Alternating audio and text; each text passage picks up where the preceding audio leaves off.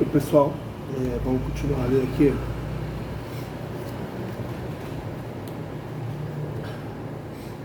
A segunda geração, Cronos e Reia. A geração de Cronos e Reia parece ser um período de transição. O Sol, a Lua, as estrelas, os rios e os ventos, todos vêm à existência. Assim como personificações como Temis, que é a justiça divina, Mnemosyne, da memória, Metis, da inteligência, Zelos, glória, Nike, vitória, Kratos, a força, e Bia, violência.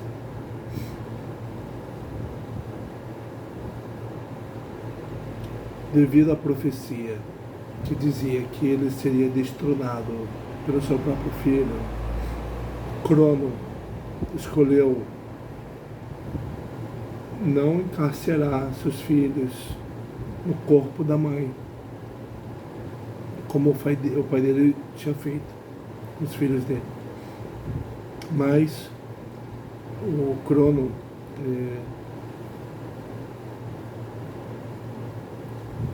encerrou os filhos dele dentro de si próprio. O Urano encerrou os filhos na mãe. Agora o Crono encerrou os filhos dentro de si próprio e os engoliu.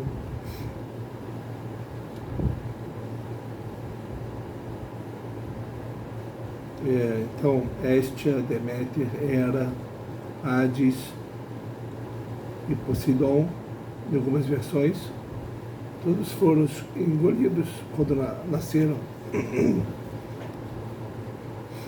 Mas quando Reia ficou grávida de Zeus, que é frequentemente nomeado recebeu o epíteto de Cronion, o Cronide, quer dizer filho de Cronos, né? A Reia pediu para os pais dela, Gaia e Urano, que eles encontrassem uma forma de esconder Zeus assim que ele nascesse, e de trazerem as Eríneas para Cronos. Então os pais dela disseram que ela deveria ir para Creta e ir lá ter Zeus, né? E também sugeriram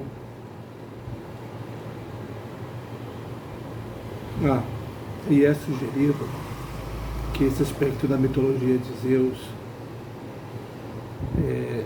remonta à civilização minoica, no segundo milênio antes de Cristo ou até antes. Para Zeus nascer em Creta, né? Você vê que são os minoicos puxando a sardinha, a brasa para a sardinha deles, né?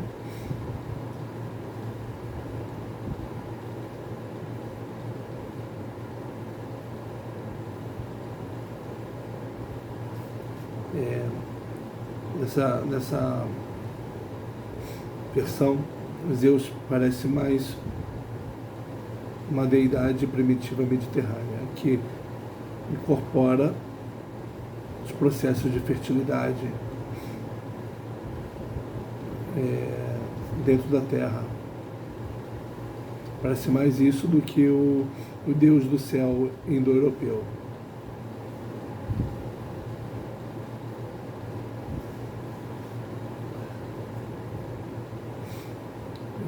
Hesíodo parece combinar ambos aspectos de Zeus. porque o Zeus é um deus do céu que derrota Crono. Então a história que Hesíodo traz parece combinar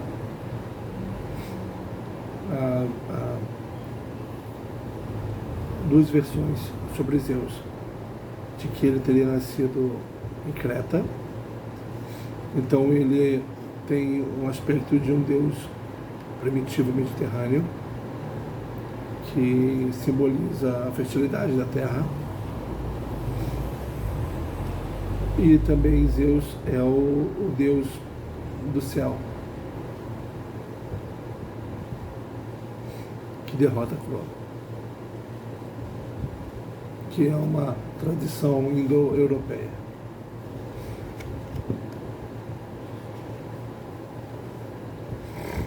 O lugar onde Zeus nasceu e foi criado varia entre as tradições. Hesíodo chama de Lictos o lugar onde Zeus nasceu e foi criado, mas às vezes é uma caverna, ou o Monte Dicte, ou o Monte Ida, ou alguma, um desses lugares, Apolodoros, que tem uma reunião de mitos, chama a montanha Dicte e chama uma das cuidadoras de Zeus de Ida. Enfim, Reia, a mãe de Zeus, confiou seu filho aos daimons, chamados de Curetes, e também as ninfas Adrasteia e Ida, que o amamentaram com o leite de Amalteia, que, de acordo com Calímaco, não era uma ninfa, mas uma terrível mulher cabra, descendente de Hélios, o Sol. Amalteia cuidou de Zeus, e o deixou num berço, numa árvore, para prevenir que o pai dele o encontrasse vendo do céu. Ou para que o pai dele encontrasse no céu, na terra ou no mar. Por isso que Zeus foi mantido num berço pendurado numa árvore, nem no céu, nem na terra, nem no mar. Assim ele foi colocado por Amalteia, a mulher cabra que cuidou dele.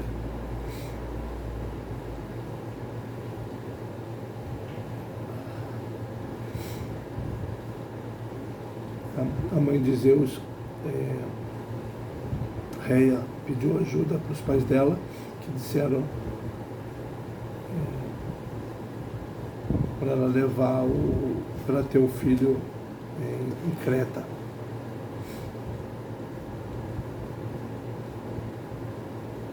Mas, numa certa tradição, ela confiou a Reia, o filho dela, aos Curetes, que deram ele para serem cuidados pelas ninfas, E foi a Amalteia que cuidou dele.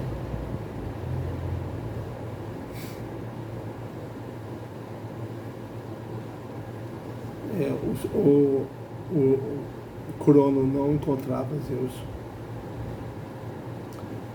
enquanto ele procurava, mas não encontrava. Enquanto os Curetes performavam danças barulhentas para o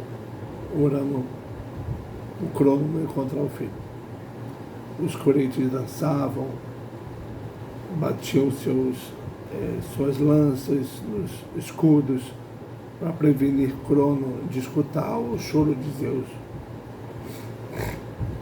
Reia envolveu uma pedra em roupas de bebê e deu para o Crono, para ele engolir. Aqui o seu filho. E o Crono engoliu, pensando que era o filho dele recém-nascido. Então assim Zeus alcançou a adultez. E Crono, que tinha superado Urano, né, foi superado por Zeus. Aí o autor aqui diz que é digno de nota como esses mitos reciclam seus próprios motivos. Zeus e Crono violentamente depõem os pais deles, usando a atrocidade paternal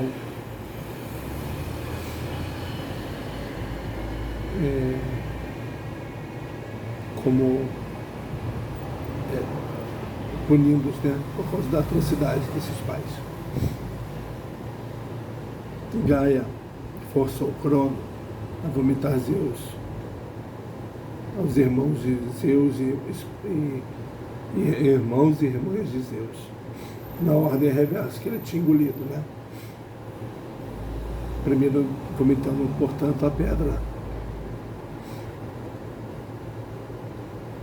Então, tecnicamente, isso faz de Zeus o filho mais velho. Porque todos os irmãos dele nasceram depois dele, né, com o vômito de Crono. Apolodoro conta que Crono foi superado quando Metis deu a ele uma droga.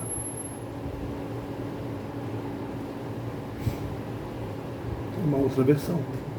E uma fonte órfica diz que, por sugestão da Nix, Crono foi drogado com mel, amarrado e castrado com a mesma foice que ele usou contra Urano. Então, na versão do Hesíodo, o Crono foi enganado por Rhea. Na versão de Apolodoro, Crono foi drogado por Metis. Numa versão órfica, Crono foi drogado por mel, por sugestão de Nix, e castrado com a mesma foice que ele usou para castrar o pai. De acordo com Plutarco, Crono dorme para sempre numa terra remota perto da Bretanha. A pedra que ele vomitou se tornou um objeto de culto em Delfos.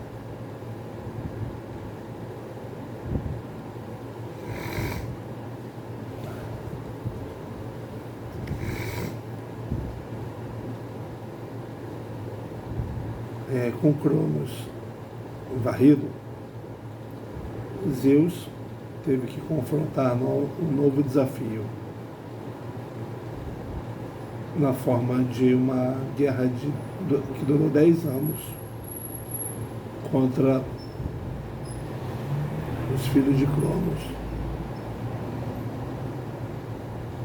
Os filhos de Cronos não, os irmãos de Cronos, né?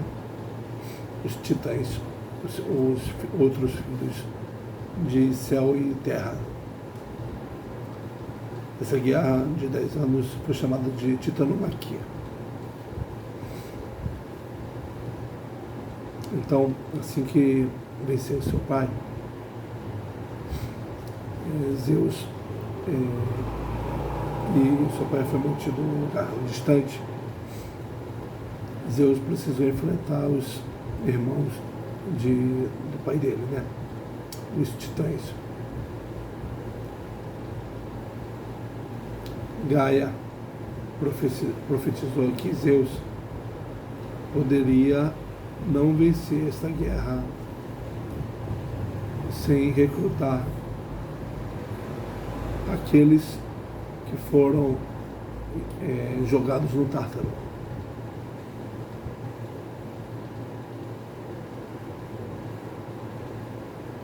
Então, Zeus matou quem tomava conta dos prisioneiros, né? E soltou os prisioneiros, liberando um conflito titânico. Aí tem uma citação aqui, que eu vou ver de quem é. Rapidinho. Desculpa a minha voz, gente, eu tô bem rouco. Mas tá dando para entender? Então, de citação de Homero. Não é não. Peraí. Citação de Hesíodo, a Teogonia, tá? O mar sem fronteira, o Rho, não, o Rho não, né? É o Rho, terrivelmente. A grande terra tremeu. O amplo céu também balançou. E o alto Olimpo foi perturbado até as suas raízes, quando os imortais avançaram.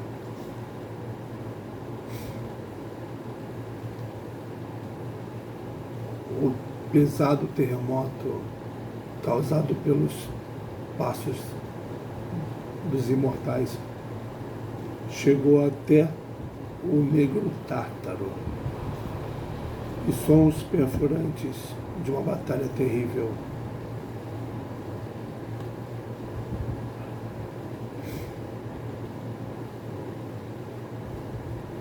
Eles lançavam seus terríveis mísseis, e a voz dos dois lados gritava. Gritava tanto que chegava o céu estrelado. E quando eles se encontraram, foi ótimo. Foi ótimo, não, foi grandioso. Os ciclopes que foram libertados por Zeus deram a ele o raio. E Hades deu a Zeus um capacete, e Poseidon deu a Zeus um tridente. Tudo parlamentado, né? Zeus venceu, aprisionando os titãs no Tártaro.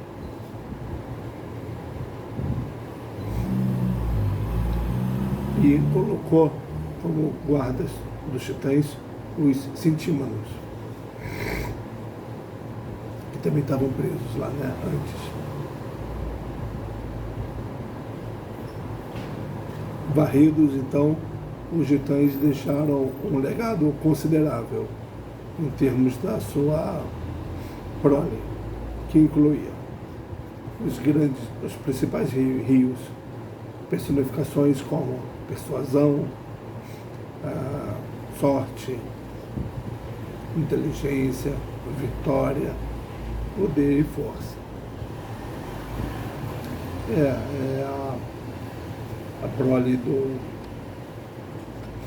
titãs, né?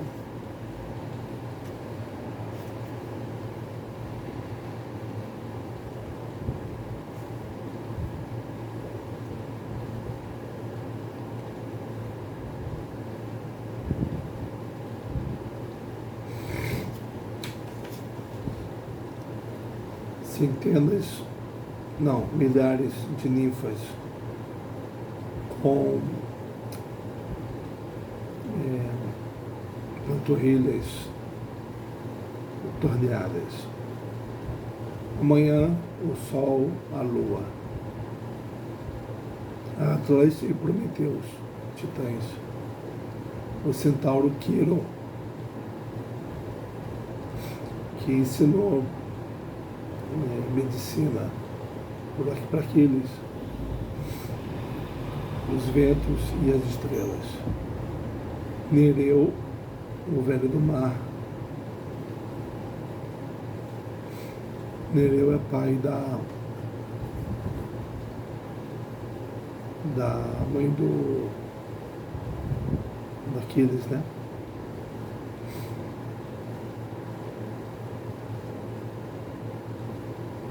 Íris, a mensageira divina e deusa do arco-íris. E as árpias, também as górgonas e a garota semi-bonita,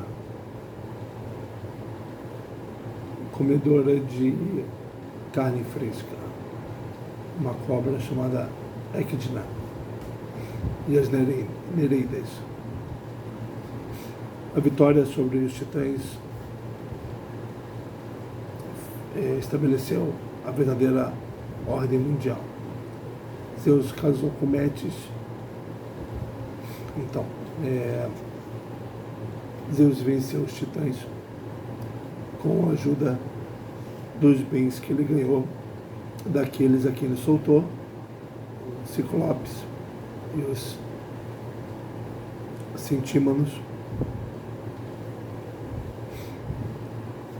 aprisionando os titãs no Tártaro.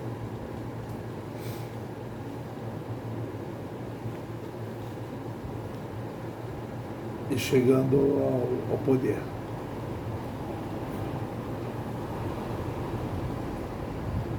Zeus casou primeiro com a Metis, né? Com a inteligência, e se tornou rei dos deuses.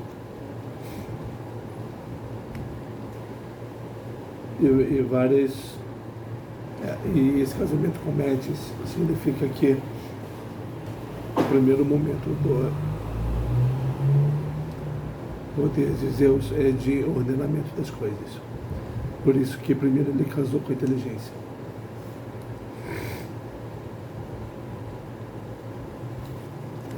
Várias esferas de influência foram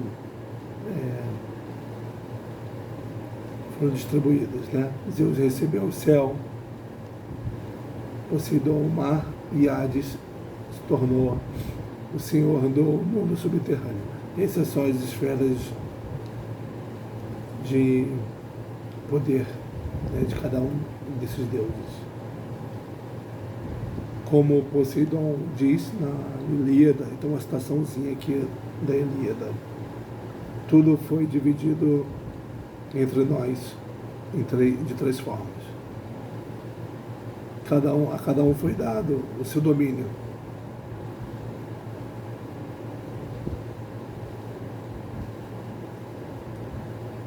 Eu, quando os lotes foram sorteados, recebi o mar cinzento para viver e para sempre. Hades recebeu o lote dos nevoentos, do lugar nevoento e escuro, e Zeus recebeu o lote do amplo céu, na nuvem e no ar brilhante. Mas a terra e o Alto Olimpo são comuns a nós três. A terra é comum aos três. A terra é um lugar de estabilidade, né? Para os mortais e imortais.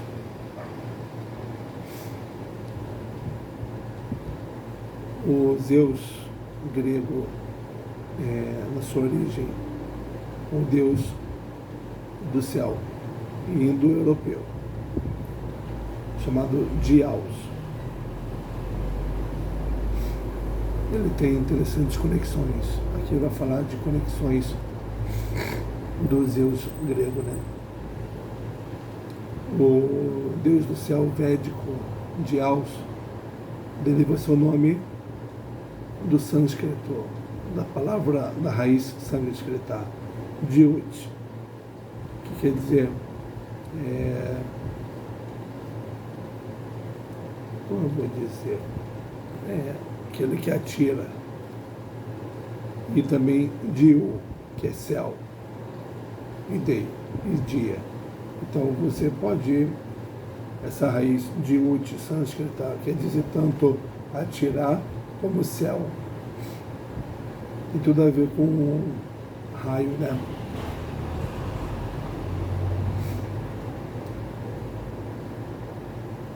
Agora, da mesma raiz indo-europeia de Aos,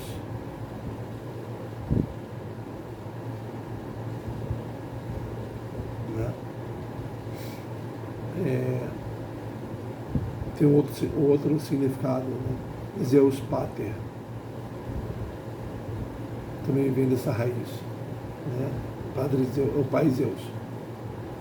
Então Zeus, pela raiz, pela origem da palavra Zeus, né? De Aos, ele tem ligação com o céu, com o raio, com a paternidade. O Deus do céu nórdico, Tiv, que dá o seu nome a Tuesday, né? Terça-feira. Tem a mesma derivação. E assim também o latino Júpiter, que tem uma forma antiga de Júpiter. A mesma raiz que dá as palavras latinas, Deus, God, né? E dies, day, dia. Também tem ligação com a palavra dia.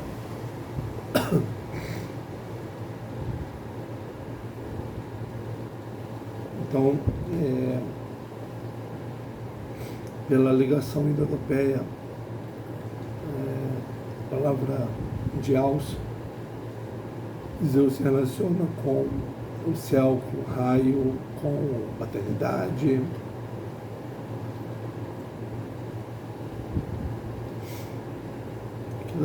Mas Zeus é mais do que apenas o Deus do céu. Ele é a cabeça dos deuses que vivem no Monte Olimpo, os deuses olímpicos. E os poderes dele são detalhados num fragmento de Ésquilo. Ele vai fazer uma citação de Ésquilo. Deixa eu ver a peça do Ésquilo.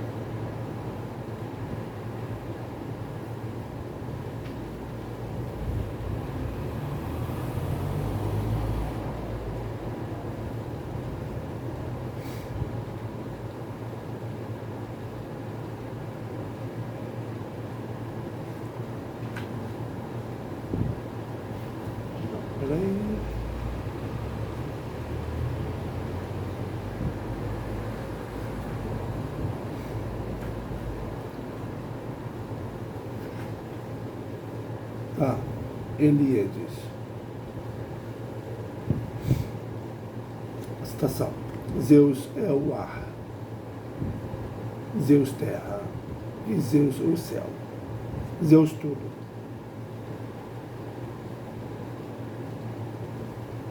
E tudo que é mais do que isso. Zeus também era o protetor das casas e poderia derrubar homens ou levantar os homens por sua vontade. Há uma citaçãozinha aqui do Hesíodo. Através de Zeus, cada homem é famoso ou desconhecido, falado ou obscuro, por sua grande vontade, ou sua vontade superior, né? Com facilidade, ele fortalece qualquer homem. Com facilidade, ele faz com que o homem forte fique humilde. E com facilidade, ele ergue montanhas. E também aquilo que é plano. Não, minto. Ele soterra montanhas. E ele faz do plano montanhas.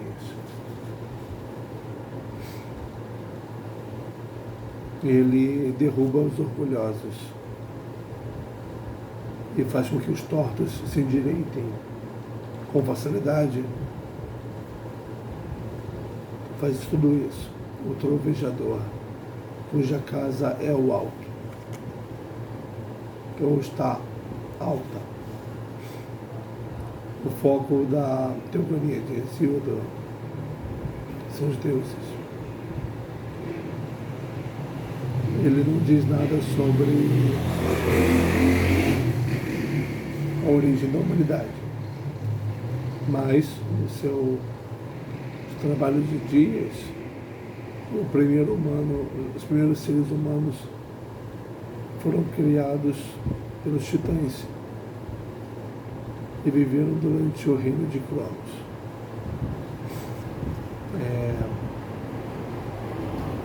Zeus tem o poder de ordenador das coisas, né? Aí o autor aqui fala que nos trabalhos dos dias é que você tem a criação dos mortais.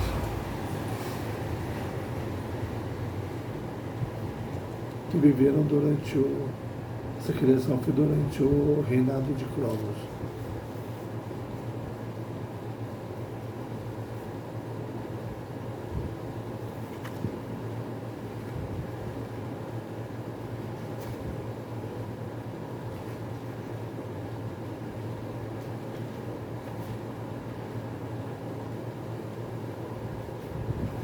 Ele vai entrar agora a falar de Zeus e os olímpicos, né? Zeus agora tinha controle permanente do universo. O universo não é uma boa palavra, né? Porque o universo tudo se volta para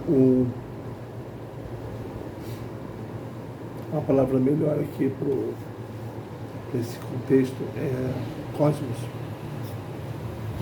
Harmonia. Mas enfim, Zeus então adquiriu o controle do universo, mas a autoridade dele não permaneceu sem ser desafiada.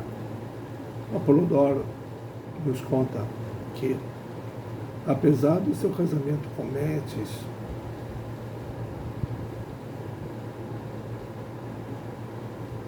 aliás, apesar do casamento, né, com Metis,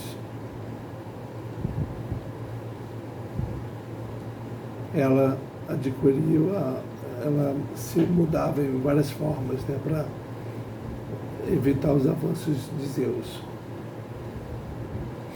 Zeus conseguiu engravidá-la de Atena, mesmo assim. Mas foi profetizado que após dar luz a ela, Metis iria então ter um filho que iria suplantar Zeus como o rei do céu. Para impedir esse desastre, Zeus engoliu Metis. Ele não engoliu o filho dele, ele engoliu a esposa dele, para que ela pudesse aconselhar ele a respeito dos planos bons e maus.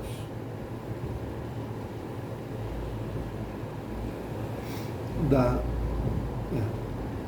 a ele bons e maus conselhos. Né? fazer ele ser conhecedor dos planos bons e maus que teriam a favor dele ou contra ele, já que foi profetizado que ele iria perder o trono. Ele engoliu a própria sabedoria para ele se precaver do que estavam querendo fazer contra ele.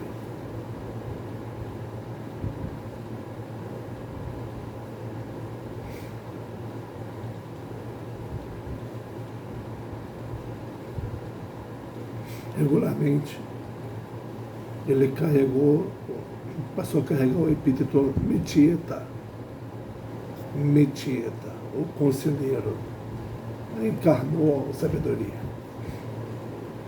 E ao ingerir a sua esposa, ele assumiu a responsabilidade de dar nascimento a Atena,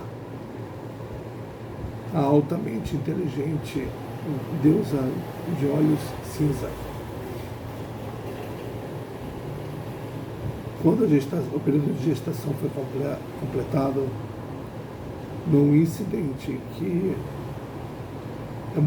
foi muito popular dentre os pintores de vaso, e que adornava o lado leste do Partenon, em Atenas. Hefesto partiu a cabeça de Zeus com o machado e Atena pulou para fora, totalmente armada.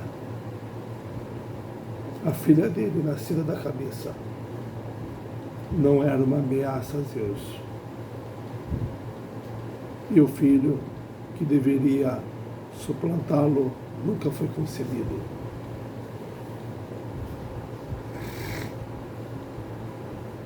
Atena não nasceu, ela nasceu na cabeça do pai. Ela não nasceu de forma sexuada, né? Ela foi concebida de forma sexuada, mas o nascimento dela não foi, né? E ela é fruto do Zeus Metieta, né? O Zeus inteligente. Já que Zeus incorporou a Metis, Zeus ainda precisava superar outros desafios, outras ameaças, principalmente de Gaia e da progenie dela. Gaia incitou os filhos dela, os gigantes, no conflito contra os olimpianos. Esse conflito foi conhecido como gigantomaquia.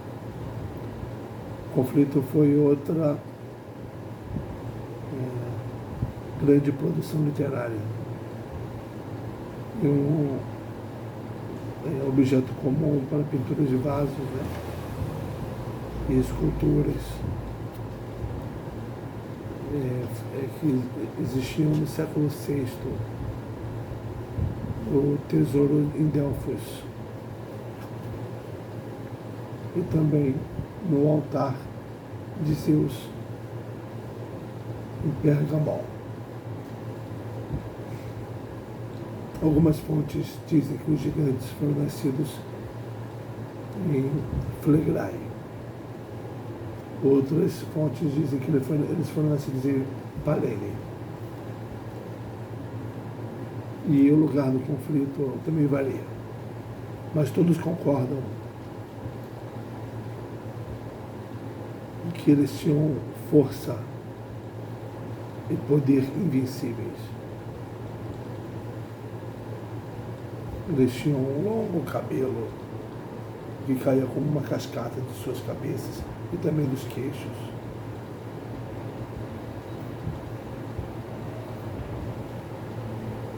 E eles assaltaram o céu jogando pedras. Os deuses tinham um oráculo que disse para eles que eles só iriam vencer os gigantes com a ajuda de um mortal. Então eles recrutaram Heracles. Heracles então ajudou os deuses olímpicos a derrotar os gigantes. A gigantomaquia foi o conflito que refletiu esse nome. Gigante, ele arrancou o primeiro sangue ao atirar em Alquinoeus com uma flecha. Mas o gigante era imortal na terra onde ele nasceu. Ele se recuperou quando ele caiu no chão. Heracles deveria arrastá-lo para fora de Palene para matá-lo. Porfírio, o rei dos gigantes, tentou estuprar Hera. Então Zeus o acertou com um raio. E Heracles, ou Apolo, terminou de matá-lo. Apolo e Heracles se uniram para atirarem em Efíotes, cada um em um olho, ou em cada olho do gigante. Dioniso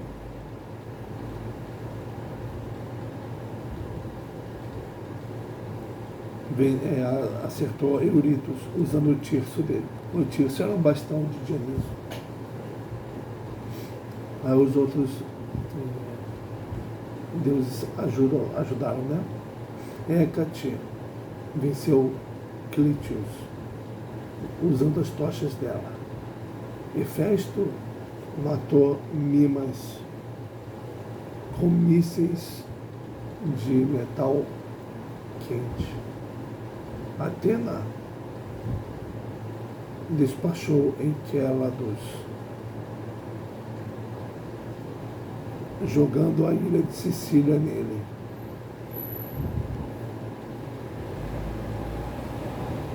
E ela também matou Palas e usou a pele de Palas como uma armadura corporal. Você vê que nessa gigantomaquia os deuses todos participaram, né? Diferentemente da titanomaquia, que foi uma luta de Zeus com a ajuda dos centímetros e dos ciclopes, né?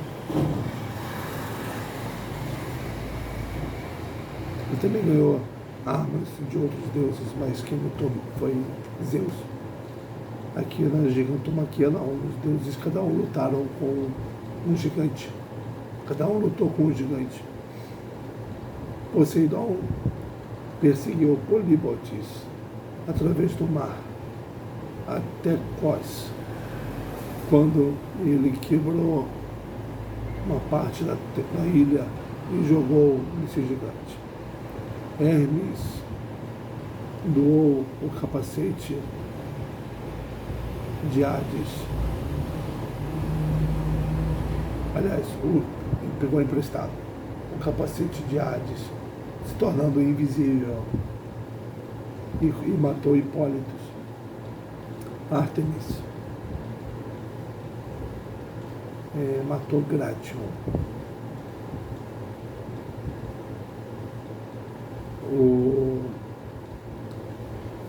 As graças, os destinos, né?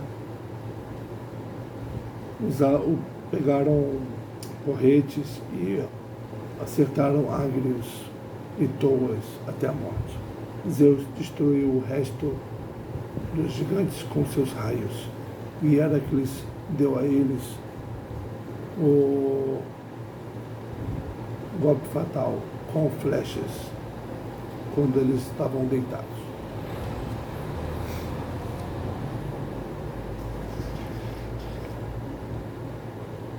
Gaia quis se vingar, e ela não parou então. Na gigantomaquia, ela tinha uma criança chamada Tifeu, Tifon, cuja paternidade é dada ao Tártaro ou Crono. cuja história é contada com variantes em várias fontes antigas. O Tifeu foi nascido em Cilícia, a costa sul da atual Turquia. E foi uma monstruosidade, um terrível híbrido de homem e fera.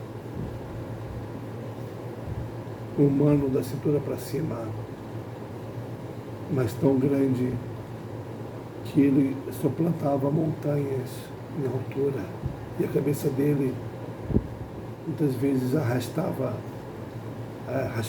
nas estrelas. Nas mãos dele ele poderia tocar o oeste, enquanto a outra tocava o leste.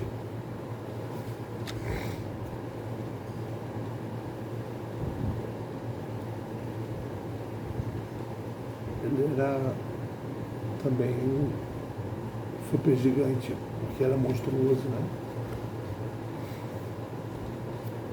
Aí tem uma citação aqui, que eu vou ver de quem é. Peraí.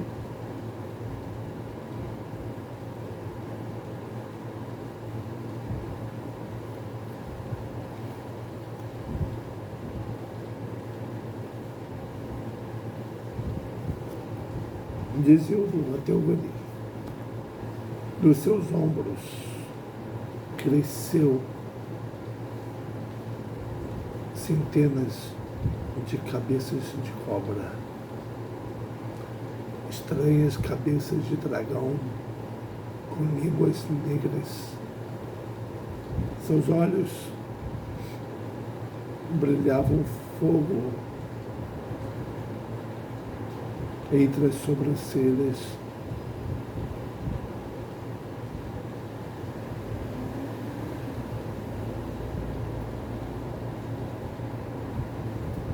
Os olhos das cobras, né, que saíam dos ombros, soltavam fogo.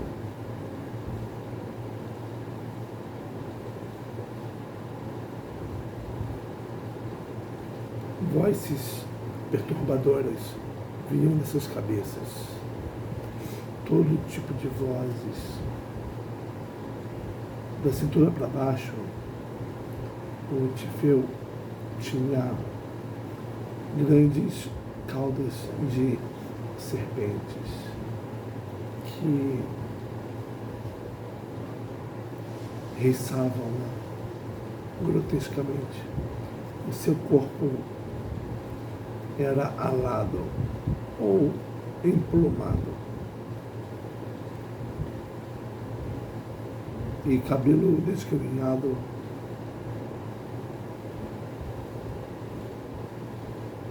balançava com o vento da cabeça até as bochechas. Você vê que essa mistura de animais e também cabelos e a cobra e fogo, isso é para criar uma criatura que não tem harmonia, que a própria corporificação da desarmonia, né? Enquanto Zeus, ele tentou manter tudo harmônico. Então, só de uma criatura dessa existir já perturbava a ordem de Zeus. Então, riçando, gritando, um grande jato de fogo de sua boca, Tifeu assaltou o céu com pedras flamejantes. Na teogonia, Zeus não teve dificuldade com isso. O choque causado pelos seus raios foram suficientes para empurrar Tifeu até o Tártaro, onde ele se tornou responsável por fortes raios e chuva, né? Então, Tifeu lá do Tártaro é aquele que manda os fortes raios e chuvas para a Terra. Contudo, o conflito é mais intenso e difícil em outras versões,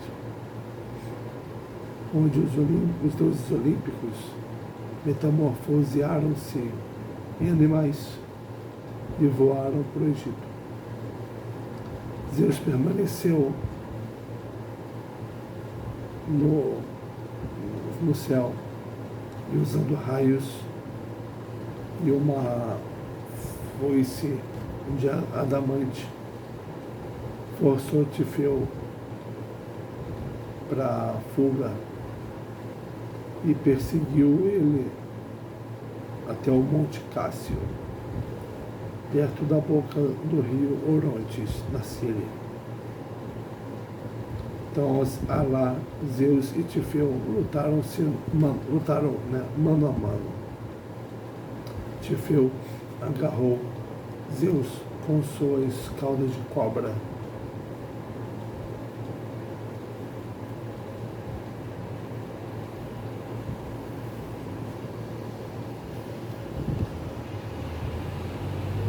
Esse aperto fez com que Zeus largasse a foice.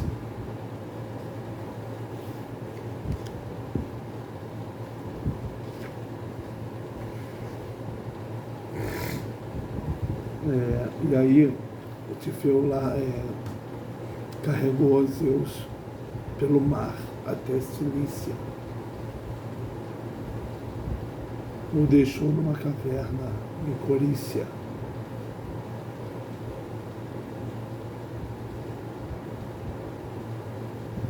E o deixou aos cuidados da mulher dragão, Delfina,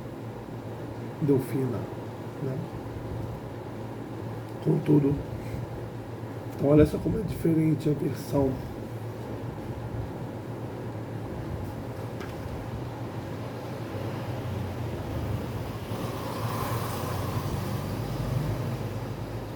Essa outra versão, né?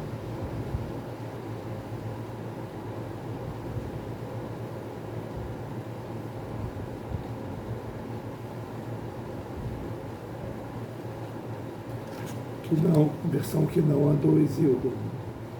Zeus perseguiu o monstro, ele foi aprisionado pelo monstro. Mas Hermes e Pan puderam então roubar as armas de Tifeu e secretamente a deram de volta a Zeus. Revivido, Zeus tomou a ofensiva e fez com que os seus raios chovessem em Tifeu, enquanto ele andava numa charrote com cavalos alados, a entrada triunfante. Tifeu voou até o Monte Nisa, onde os destinos o enganaram, dando a ele frutas efêmeras, e dizendo que elas iriam fortalecê-lo.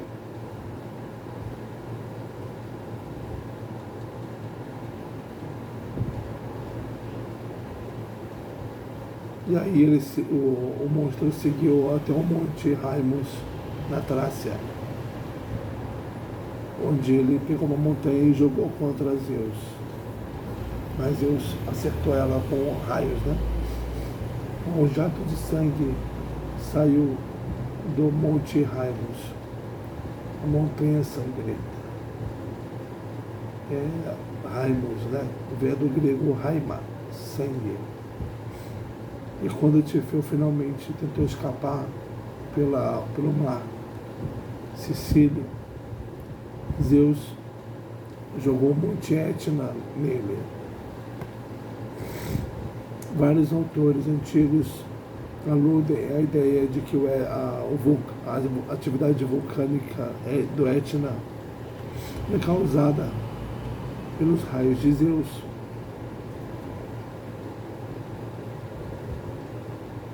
E um autor chamado Fraser sugere que há o fenômeno vulcânico e grandes fósseis,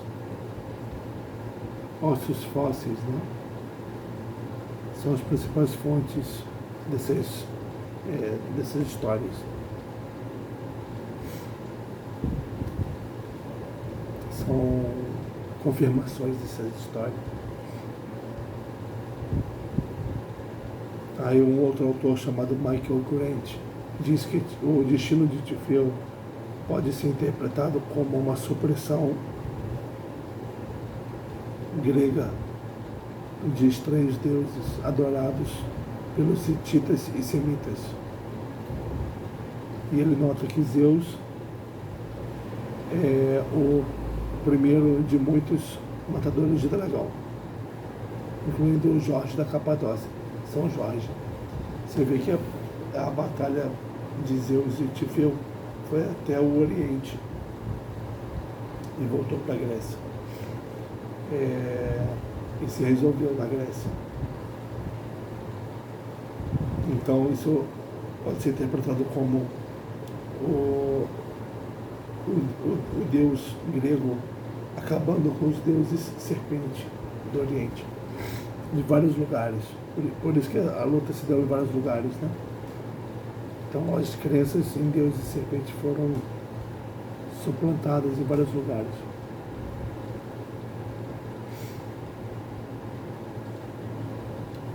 Com esses conflitos finalmente terminando e com sua autoridade sobre o universo agora em pés firmes, Zeus casou-se com Hera. E com ela teve Hebe, Eleitia e Ares.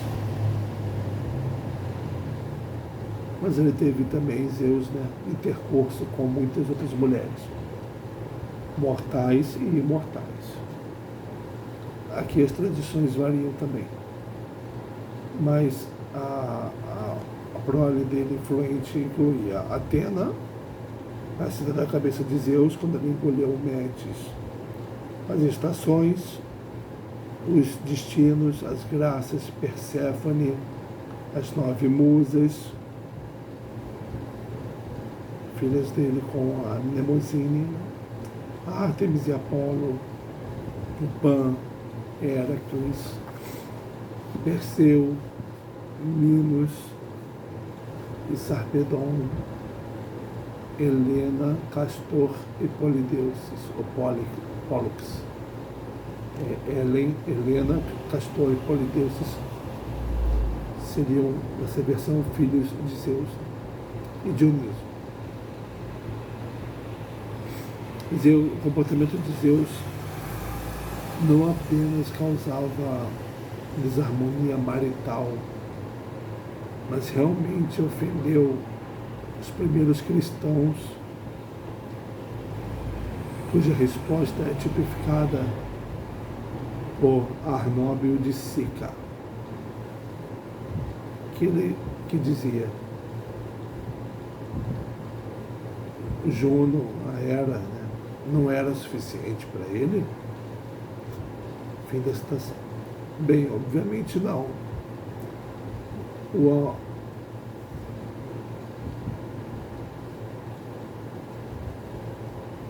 A vida amorosa de Zeus é complexa.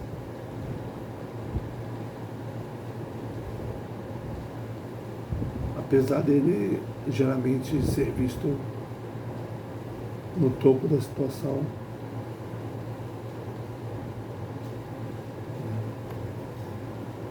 e não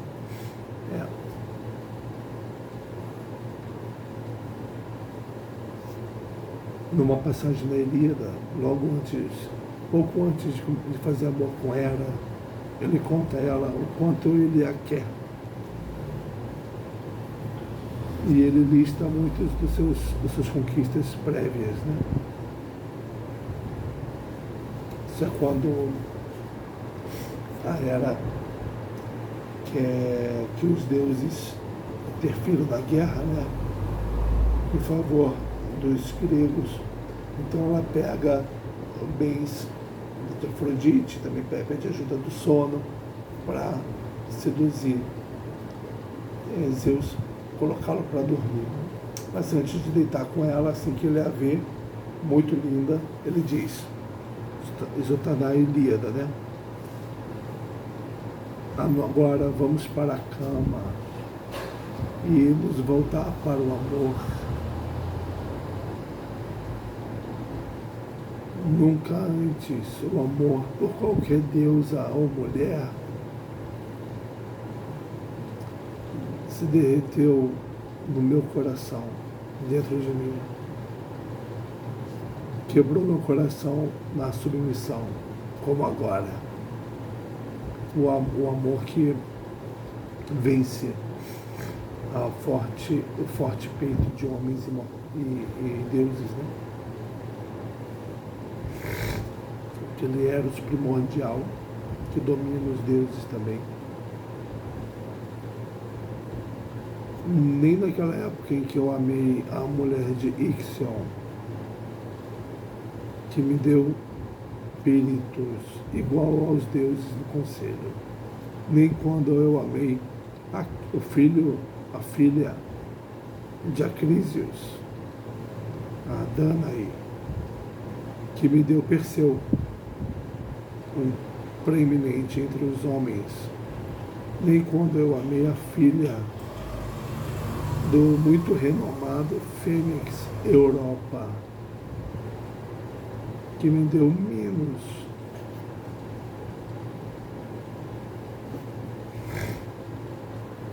Nem, e também a Europa que me deu Radamantes, né? Semelhante aos deuses. Nem quando eu amei Semele, ou Semele foi a mãe de Dioniso, né? Ou Alquimena, em Tebas. Então Alquimena me deu um filho, Heracles, o de forte coração. Enquanto Semele, o filho de Semele era Dioniso, o prazer para os mortais. Nem quando eu amei a rainha Deméter,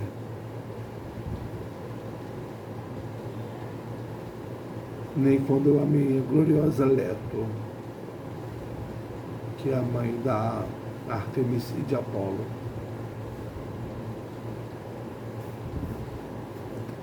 Não amei nenhuma dessas, tanto quanto agora eu amo você.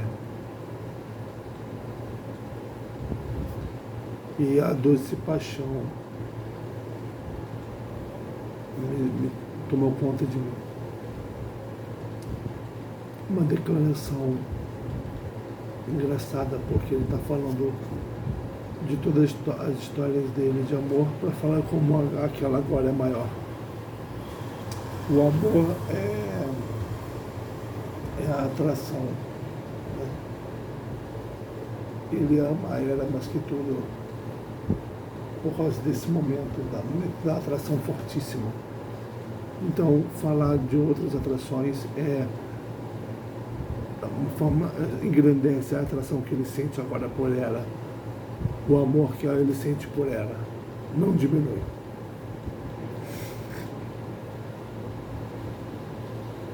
Nessa ocasião, tinha outros motivos.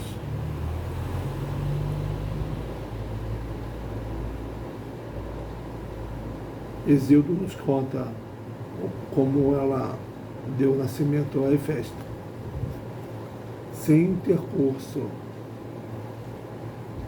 e retaliação por Zeus ter dado nascimento a Atena. Zeus permanece como cabeça entre os deuses olímpicos,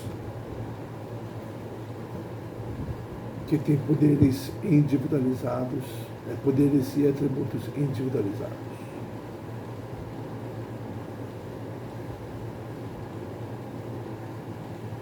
A gente vai ver no próximo vídeo esses poderes. Ficamos por aqui.